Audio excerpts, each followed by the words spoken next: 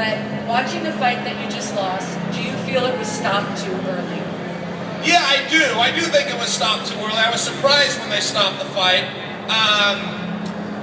You know, anytime you're in that kind of competition, whether you agree with it or you don't agree with it, you get up and you walk out because those are the rules. I've won plenty of fights where they stopped them too early.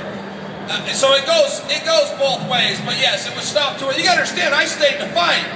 I walked out of the ring. That's more than I can say for John Jones. I stayed to fight. His little piggy ran to market. And I'm supposed to somehow be impressed because he got a couple of takedowns? Are you going to do it again?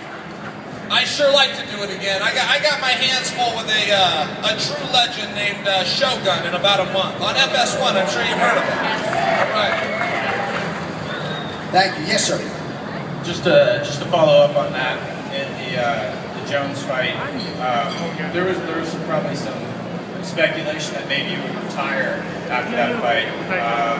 Did that ever cross your mind? Did you think about that, or is that all nonsense? Yeah, I'm not sure where that came from. You gotta understand, I'm 36 now, so every time I have a fight, I get hit with are you gonna retire? Is this the last fight? Anderson gets hit with it. Dan Henderson gets hit with it. Randy Couture dealt with it for over a decade.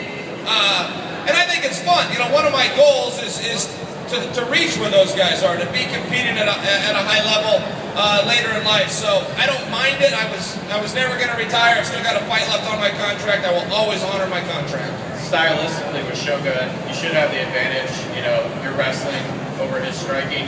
You know, assuming you do beat him, do you have every intention to get back in the title contention? Keep taking fights, keep winning, and maybe a rematch with John Jones? Yeah, absolutely. I don't want to fight just to fight. I want to fight to be champion, and I'll take on all comers. Thanks. Thank you.